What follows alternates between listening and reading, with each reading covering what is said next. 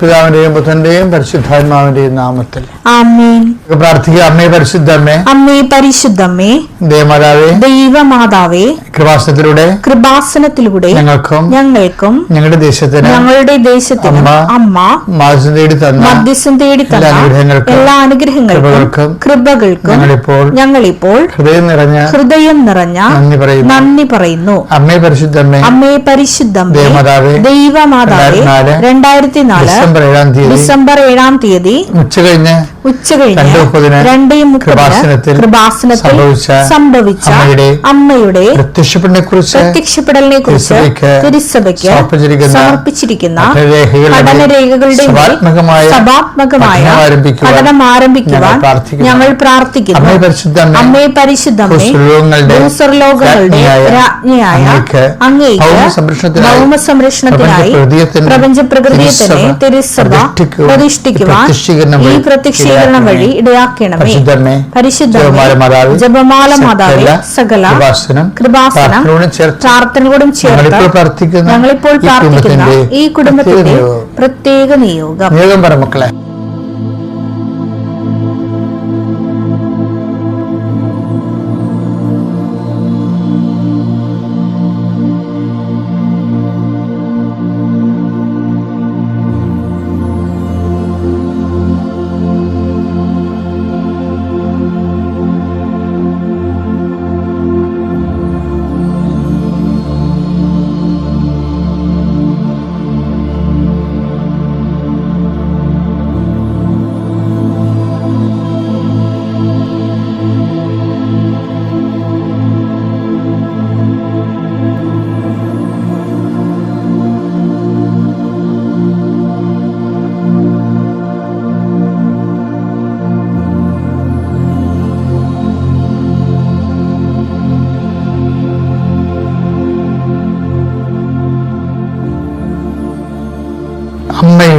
അമ്മയുടെ പ്രത്യക്ഷീകരണത്തിന്റെ ഈ അനുഗ്രഹവേളയിൽ ഞങ്ങൾക്ക് സാധിച്ചു തരുവാൻ കനിയണമേ. ആമേൻ. വിശ്വാസ പ്രമാണം. സർവശക്തനായ പിതാവും ആകാശത്തിന്റെയും ഭൂമിയുടെയും സൃഷ്ടാവുമായ ദൈവത്തിൽ ഞാൻ വിശ്വസിക്കുന്നു. അവിടുത്തെ ഏകപുത്രനും ഞങ്ങളുടെ കർത്താവുമായ ഈശോമിശിഹായിലും ഞാൻ വിശ്വസിക്കുന്നു. ഈ പുത്രൻ പരിശുദ്ധാത്മാവിനാൽ ഗർഭസ്ഥനായി കന്യകാമറിയത്തിൽ നിന്ന് പിറന്ന് പൊന്തിയോസ് പീലാത്തോസിന്റെ കാലത്ത് പീഡകൾ സഹിച്ച് കുരിശിൽ തറയ്ക്കപ്പെട്ട് മരിച്ച് അടക്കപ്പെട്ട് പാതാളങ്ങളിൽ ഇറങ്ങി മരിച്ചവരുടെ ഇടയിൽ നിന്ന് 3-ാം നാൾ ഉയർത്ത് സ്വർഗത്തിലേക്ക് എഴുന്നള്ളി സർവശക്തിയുള്ള പിതാവായ ദൈവത്തിന്റെ വലതുഭാഗത്തിരിക്കുന്നു. അവിടെ നിന്ന് ജീവിക്കുന്നവരെയും മരിച്ചവരെയും വിധിക്കുവാൻ വരുമെന്നും ഞാൻ വിശ്വസിക്കുന്നു. പരിശുദ്ധാത്മാവിലും ഞാൻ വിശ്വസിക്കുന്നു. വിശുദ്ധ കത്തോലിക്കാ സഭയിലും പുണ്യവാന്മാരുടെ ഐക്യത്തിലും പാപങ്ങളുടെ മോചനത്തിലും ശരീരത്തിന്റെ ഉയർപ്പിലും നിത്യമായ ജീവിതത്തിലും ഞാൻ വിശ്വസിക്കുന്നു. ആമേൻ. സ്വർഗ്ഗസ്ഥനായ ഞങ്ങളുടെ പിതാവേ, അങ്ങയുടെ നാമം പൂജിതമാകണമേ. അങ്ങയുടെ രാജ്യം വരണമേ. അങ്ങയുടെ തിരുമനസ് സ്വർഗത്തിലെ പോലെ ഭൂമിയിലും ആകണമേ. അന്നു വേണ്ടുന്ന ആഹാരം ഇന്ന് ഞങ്ങൾക്ക് തരണമേ. ഞങ്ങളോട് തെറ്റ് ചെയ്യുന്നവരോട് ഞങ്ങൾ ക്ഷമിക്കുന്നത് പോലെ ഞങ്ങളുടെ തെറ്റുകൾ ഞങ്ങളോടും ക്ഷമിക്കണമേ. ഞങ്ങളെ പ്രലോഭനത്തിൽ ഉൾപ്പെടുത്തരുതേ, തിന്മയിൽ ഞങ്ങൾ രക്ഷിക്കണമേ. ആമേൻ. കർത്താവ് അങ്ങയുടെ കൂടെ സ്ത്രീകളിൽ അങ്ങ് അനുഗ്രഹിക്കപ്പെട്ടവളാകുന്നു. അങ്ങയുടെ ഉദരത്തിൻ ഫലമായി ഈശോ അനുഗ്രഹിക്കപ്പെട്ടവനാകുന്നു. പരിശുദ്ധ മറിയമേ, തമ്പുരാന്റെ അമ്മേ, പാപികളായ ഞങ്ങൾക്ക് വേണ്ടി ഇപ്പോഴും ഞങ്ങളുടെ മരണസമയത്തും തമ്പുരാനോട് അപേക്ഷിക്കണമേ. ആമേൻ. നമുക്ക് ഒരുമിച്ച് പ്രാർത്ഥിക്കാം. ഓഫീസിൽ പോകുന്നവരുണ്ട്, അഡ്മിഷന് പോകുന്നവരുണ്ട്, ഒത്തിരി പേര് അഡ്മിഷന് പോകുന്നവരുണ്ട്, ഒത്തിരി പേര് ഓഫീസിൽ പോകുന്നവരുണ്ട്, അതുപോലെ ഒത്തിരി പേര് ബാങ്കിൽ പോകുന്നവരുണ്ട്, ഒത്തിരി പേര് വിസ ഇന്റർവ്യൂവിന് പോകുന്നവരുണ്ട്, അതുപോലെ പാസ്പോർട്ടിന് പോകുന്നവരുണ്ട്, വസ്തുവിന്റെ വിൽപ്പനക്ക് പോകുന്നവരുണ്ട്, രജിസ്ട്രേഷന് പോകുന്നവരുണ്ട്, വേലി കെട്ടാൻ മതി കെട്ടാൻ പോകുന്നവരുണ്ട്, വീട് വെക്കാൻ പോകുന്നവരുണ്ട്, എഞ്ചിനീയറെ കൊണ്ട് വരപ്പിക്കാൻ പോകുന്നവരുണ്ട്, നമ്പറിടാത്ത ഭവനത്തിൽ നമ്പർ ഇടിക്കാൻ പോകുന്നവരുണ്ട്. കർത്താവേ, അങ്ങയുടെ മക്കൾ എവിടെയെല്ലാം എന്തിനെല്ലാം പോകുന്നുവോ ഇന്ന് അവിടെയെല്ലാം I will come with you wherever you go എന്ന് പറഞ്ഞതിലാണ് ഞങ്ങൾക്ക് ഉറപ്പ്. നീ എവിടെ പോയാലും നിന്റെ കൂടെ ഞാൻ വരുമെന്ന് പറഞ്ഞില്ലേ കർത്താവ്. ഞങ്ങൾ അതിൽ വിശ്വസിച്ചുകൊണ്ട് കർത്താവ് നിന്റെ കൂടെ വരാൻ ഇടയാക്കണേ പ്രാർത്ഥിക്കുന്നു. എൻ്റെ കർത്താവിൻ്റെ ഉന്നതമായ നാമത്തിന് യാത്ര ആസ്വദിക്കട്ടെ. നീ ഉപയോഗിക്കുന്ന വാഹനങ്ങൾ, ഹയർ ചെയ്ത വാഹനങ്ങൾ ഉണ്ടാകാം, വാടകയ്ക്കെടുത്ത വാഹനങ്ങൾ ഉണ്ടാകാം, ചിലപ്പോൾ സർക്കാർ വാഹനങ്ങൾ ഉണ്ടാകാം, ചിലപ്പോൾ സ്വന്തം വാഹനമായിരിക്കാം. എന്തായാലും നീ യാത്ര തുടങ്ങി അവസാനം വരെ കർത്താവ് നിന്നെ തൻ്റെ വിശുദ്ധ നാമത്തിൽ സംരക്ഷിക്കട്ടെ.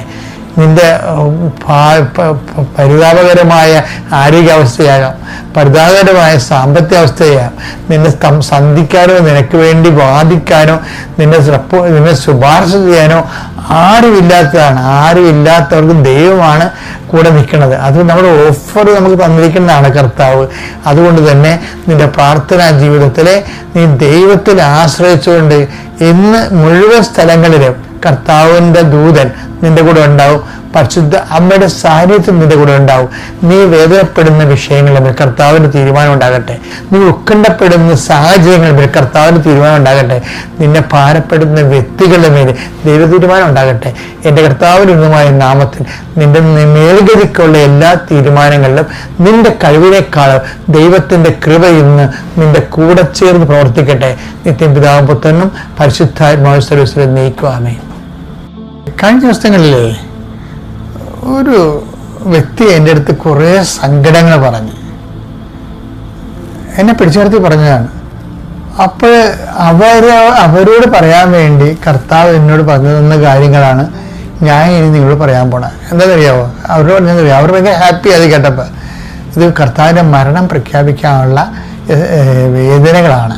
നമ്മുടെ എല്ലാ വേദനകളും അതിലൂടെയാണ് നമ്മുടെ ശരീരത്തിൽ കർത്താവിൻ്റെ മരണം പ്രഖ്യാപിക്കുന്നത്. അപ്പോൾ പ്രഖ്യാപിക്കുമ്പോഴാണ്, അങ്ങനെ പ്രഖ്യാപിക്കുന്നവർക്ക് മാത്രമേ കർത്താവ് ഉയർപ്പ് വിശ്വസിച്ചിട്ട് കാര്യമുള്ളൂ. അങ്ങനെ ഉയർപ്പ്, മരണം പ്രഖ്യാപിച്ച ഉയർപ്പ് വിശ്വസിക്കുന്നവർക്കാണ് കർത്താവിൻ്റെ വരവിനെ കാത്തിരിക്കാൻ പറ്റത്തുള്ളൂ. അപ്പോൾ ഇതെല്ലാ വേദനകളും കർത്താവിൻ്റെ വരവിനെ കാത്തിരിക്കാൻ വേണ്ടിയുള്ള ഒരുക്കമായിട്ട് കരുതണമെന്ന് പറഞ്ഞപ്പോൾ she was so happy then. 2 Corinthians 4:10 യേശുവിന്റെ ജീവൻ ഞങ്ങളുടെ ശരീരത്തിൽ പ്രത്യക്ഷമാകുന്നതിന് അവിടുത്തെ മരണം ഞങ്ങൾ എല്ലായ്പ്പോഴും ശരീരത്തിൽ സംവഹിക്കുന്നു. ശരീരത്തിൽ സംവഹിക്കുന്നു. അപ്പൊ മരണം പ്രഖ്യാപിക്കുന്നവർക്ക് മാത്രമേ ഉയർപ്പിൽ വിശ്വസിക്കാൻ പറ്റത്തുള്ളൂ. അല്ലാതെ ഉയർപ്പിൽ വിശ്വസിക്കാൻ പറ്റത്തില്ല. കേവലമായ ഉയർപ്പില്ലല്ല, മരിച്ചു കഴിഞ്ഞാൽ ഉയർത്തി നിൽക്കുന്നത്. ഇപ്പം കർത്താവിൻ്റെ പീഡാസഹനങ്ങളെക്കുറിച്ച് അത് നമ്മുടെ ശരീരത്തിൽ ഏറ്റിട്ട് പ്രഖ്യാപിക്കുമ്പോൾ ആ മരണം പ്രഖ്യാപിക്കുന്നവർക്ക് മാത്രമേ ഉയർപ്പിൽ വിശ്വസിക്കാൻ പറ്റത്തുള്ളൂ. ഇനി രസം എന്താണെന്ന് വെച്ച് കഴിഞ്ഞാൽ ഉയർപ്പിൽ വിശ്വസിക്കുന്നവർക്ക് മാത്രമേ വരവ് കാത്തിരിക്കാനും പറ്റത്തുള്ളൂ. അതല്ലേ പൗലോസ് പറയണത്. അപ്പോൾ ഇത് മരണം പ്രഖ്യാപിക്കുക എന്ന് വെച്ച് കഴിഞ്ഞാൽ ഇപ്പം നമുക്ക് +2 പ്രവേശിക്കണം. എന്ത് ചെയ്യണം? 10ാം ക്ലാസ് പാസ്സാകണം, അല്ലേ? നമുക്ക് ഗ്രാജുവേഷൻ വേണം. ഗ്രാജുവേഷൻ നമ്മൾ +2 പാസ്സായിട്ട് വരും. അതിനുശേഷം പോസ്റ്റ് ഗ്രാജുവേഷൻ. അപ്പോൾ എന്ന് വെച്ചാൽ ഇങ്ങനെ ഓരോ ഡിഗ്രീസ് പ്രൊഫഷൻ കൂടുമ്പോൾ അതിൻ്റെ ഘട്ടം ഘട്ടമായിട്ടുള്ള കാര്യങ്ങൾ നമ്മൾ വെരിഫൈ ചെയ്ത് പോകണം. 10ാം ക്ലാസ് പാസ്സായി മരണം പ്രഖ്യാപിക്കുക എന്ന് വെച്ച് കഴിഞ്ഞാൽ 10ാം ക്ലാസ് പാസ്സായെന്ന് വിചാരിച്ചോ. ഞാൻ നിങ്ങൾക്ക് മനസ്സിലാകാൻ വേണ്ടി പറയണേ കേട്ടോ. അപ്പോഴാണ് നമുക്ക് ഉയർപ്പ് വിശ്വസിക്കാൻ പറ്റണത്. ഉയർപ്പ് വിശ്വസിക്കണമെന്ന് വെച്ച് കഴിഞ്ഞാൽ അത് ഈ +2 പോലെയാണ്. നമ്മുടെ വിശ്വാസ ജീവിതത്തിൻ്റെ 2nd ഗ്രേഡാണ്. അതിൻ്റെ ഏറ്റവും ടോപ്പ് ഗ്രേഡ് എന്താ?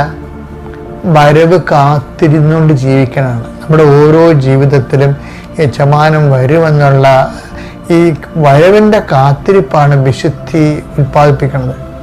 കാരണം വിശുദ്ധിയെ തികച്ച് നാം കാത്തിരിക്കുക എന്ന് പറയുന്നത് കർത്താവിൻ്റെ വരവിനെ ഉദ്ദേശിച്ചാണ് നമ്മൾ നീതിയോടെ പെരുമാറണത്, സ്നേഹത്തോടെ പെരുമാറണത്, സഹനത്തിന് സുവിശേഷത്തിന് സാക്ഷിയാകണത്. ഇതെല്ലാം വരവിൻ്റെ ലക്ഷ്യമാണ്. അതുകൊണ്ടാണ് നിങ്ങളത് കുർബാന, ഇതെല്ലാം ഉണ്ട്. ഇതെല്ലാം കൂടി ആചരിക്കുന്നതാണ് കുർബാന. അതുകൊണ്ടാണ് കുർബാനയെ പോലെ ദൈവത്തിന് വേറെ ഒന്നും ചെയ്യാൻ പറ്റുമെന്ന് പറഞ്ഞത്. അത്രക്ക് ടോപ്പാണ് പരിശുദ്ധ കുർബാന.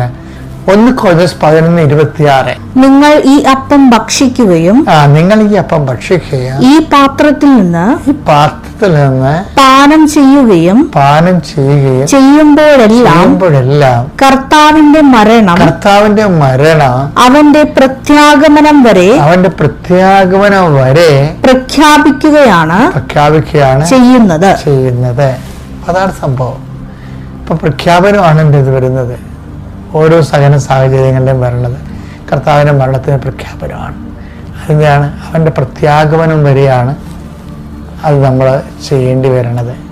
ഇപ്പം ഇതിൻ്റെ അകത്തുള്ള ഒരു സെക്ഷൻസ് ബൈ സെക്ഷൻസ് ആഴമായിരുന്ന, ഇപ്പം എന്തെങ്കിലും ഒരാൾ നിന്നെ കുറ്റം പറഞ്ഞു, ഒരാൾ നിന്നെ ഇടിച്ചു താത്തി, ഒരാൾ നിന്നെ അപമാനിച്ചു, അപ്പം അതെല്ലാം ഈ മരണത്തിൻ്റെ പ്രഖ്യാപനത്തിലേക്ക് വരവ് മാറ്റിയിട്ട് നമ്മൾ കർത്താവിൻ്റെ ഉയർപ്പ് വിശ്വസിച്ച് വരവ് കാത്തിരുന്നുകൊണ്ട് അതിജീവിച്ച് മുന്നേറണം.